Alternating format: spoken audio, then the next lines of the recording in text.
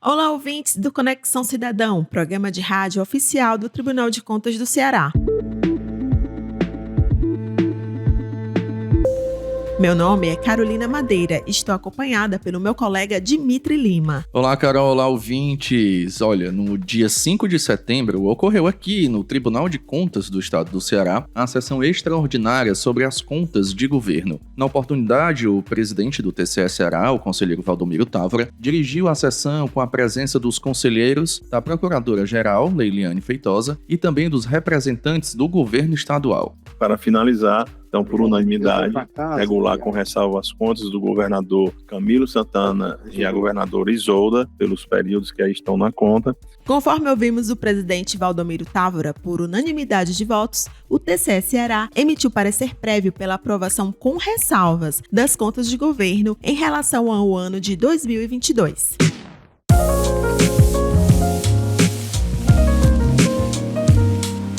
Esse foi um caso especial, pois foram analisados os atos dos dois chefes do Poder Executivo, já que Camilo Santana governou de janeiro a 1º de abril e a Isolda Celas seguiu como dirigente estadual até o final de dezembro de 2022. O parecer prévio das contas de governo é um documento construído pelo TCE Ceará, que objetiva avaliar os resultados alcançados pelo governo do estado. E existem, no parecer prévio, informações sobre a execução do orçamento público e dos programas governamentais que visam oferecer bens e serviços à sociedade. Esse documento apresenta um parecer técnico, baseado em análise do Tribunal de Contas. O parecer pode ser pela regularidade com ressalvas ou pela irregularidade. No caso das contas de governo de 2022, a decisão dos conselheiros do TCE foi pela regularidade com ressalvas. Foram emitidas 54 recomendações. É importante falar aqui que a decisão realizada sobre o parecer prévio seguiu o entendimento do relatório técnico construído pela Diretoria de Contas de Governo, que é uma unidade da Secretaria de Controle Externo aqui do Tribunal, e também do Ministério Público Especial junto ao Tribunal de Contas. O parecer prévio é enviado pelo TCE para a Assembleia Legislativa, pois cabe a esta Casa Legislativa realizar o julgamento desse processo de contas. O relator do processo, conselheiro Alexandre Figueiredo, fez uma explicação sobre a atuação do TCE sobre esse tipo de prestação de contas. Isso aqui não é um julgamento, isso aqui é a apreciação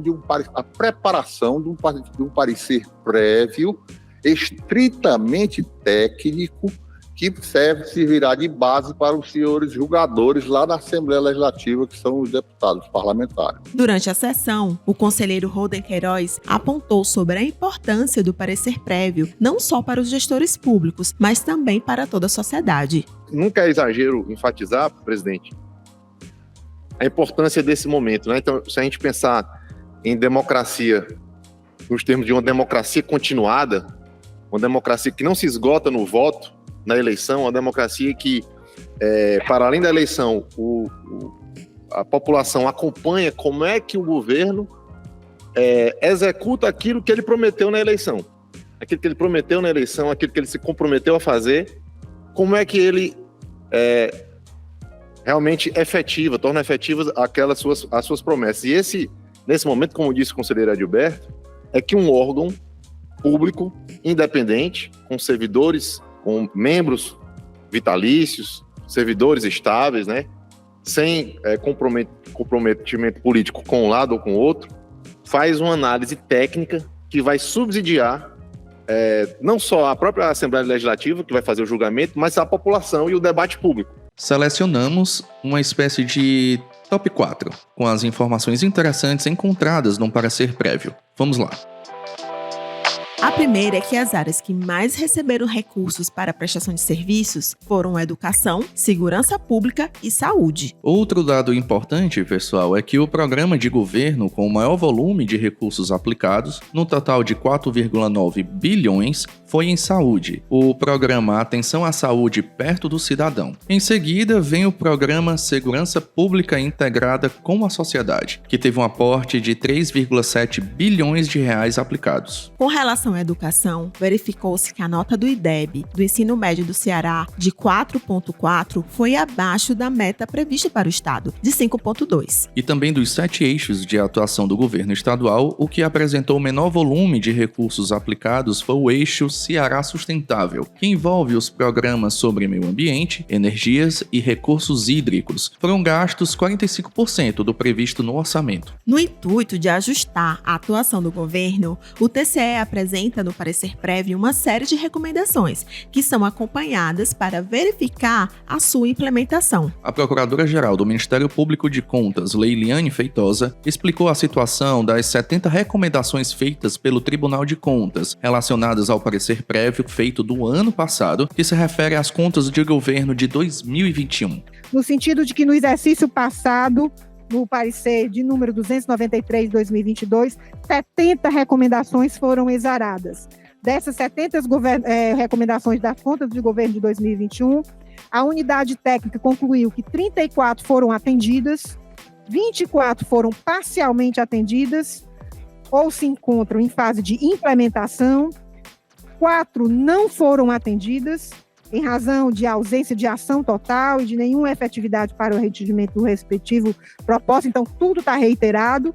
E no final, aquelas 7 que eu falei para vocês no começo, que eram em relação àquela questão da análise do processo 28.364, que reuniu todas a renúncia de receita, que está num processo só. A situação das recomendações não atendidas foi debatida durante a sessão do TCE sobre as contas do governador de 2022, como podemos ouvir nas considerações da conselheira Soraya Victor e do conselheiro Ernesto Saboia. Esse ano, também de 2022, o estado do Ceará aumentou expressivos 124% de recurso repassado a município, com aquele mesmo defeito que nos anos anteriores se tem tratado.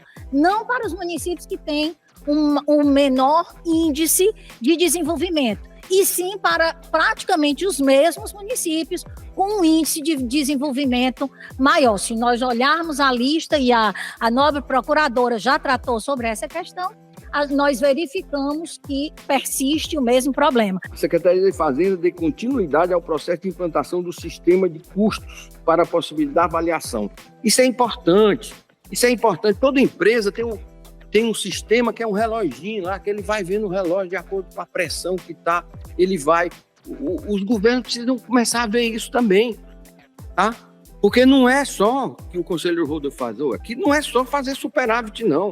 Pelo contrário, quanto menor o superávit, maior foi, evidentemente não pode ter déficit, mas quanto menor o superávit, maior foi a execução dos programas. Os membros do TCE também emitiram novas recomendações. Ao total, foram feitas 54 recomendações no parecer prévio. O relator do processo, o conselheiro Alexandre Figueiredo, citou a situação de obras públicas paralisadas, decidindo assim por acrescentar uma nova recomendação para que o governo do estado desenvolva um plano de ação para pôr fim à paralisação de obras. Já o conselheiro Edilberto Pontes citou a necessidade de haver um plano de atuação do governo estadual para avaliar as políticas públicas realizadas, o que também foi citado pela conselheira Patrícia Saboia. Vamos ouvir as considerações desses dois membros do TCE. Uma recomendação que faço, constasse do relatório, que o relator Alexandre, é que o Estado crie uma estratégia de avaliar suas políticas públicas, seus programas de forma consistente, de forma a mais ampla possível. Hoje está muito pontual ainda no IPESP, um programa ou outro, mas generalizar isso para todas as secretarias, todas as entidades governamentais, me parece uma providência extremamente relevante. Mas o fato é que é uma decisão governamental, uma decisão política, mas o fato é que é dever desse tribunal exigir transparência e exigir uma estratégia do governo para essas obras todas paralisadas que causam tanto transtorno para a população. Eu quero cumprimentar aos governantes por terem cumprido a missão de governar, atendendo aos requisitos legais, aos avanços que conseguimos conquistar ao longo desse ano, mas destacando também, evidentemente, a todas as recomendações que foram feitas pelo relator e por todos aqueles que me antecederam, com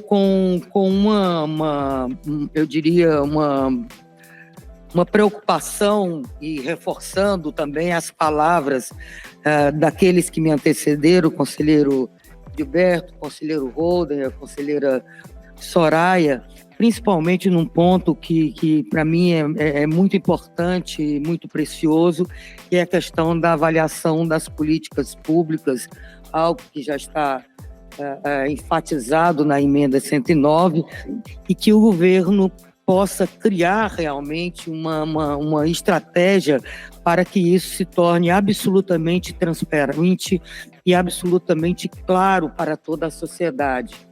E para finalizar o tema de prestações de conta do governo, anota aí o número do processo. O número é 00444/2023-7, que pode ser consultado no site do Tribunal de Contas. A matéria completa sobre a sessão do Pleno também está disponível no site do TCE Ceará. Entra lá, tce.ce.gov.br. Vamos chamar agora nossa colega Viviane Gonçalves, com notícias direto da redação.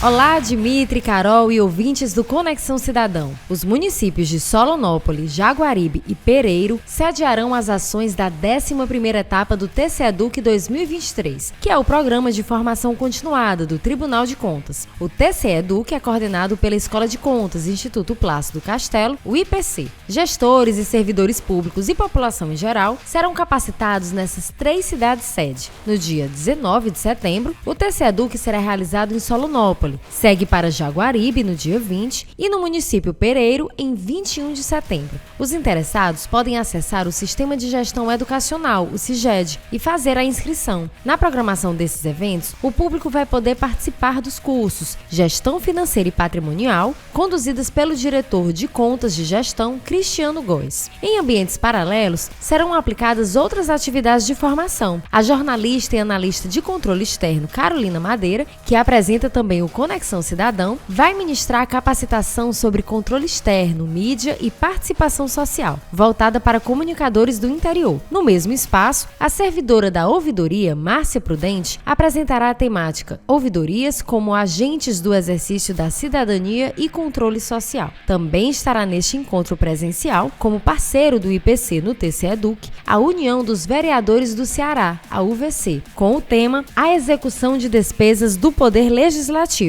Até a próxima, pessoal!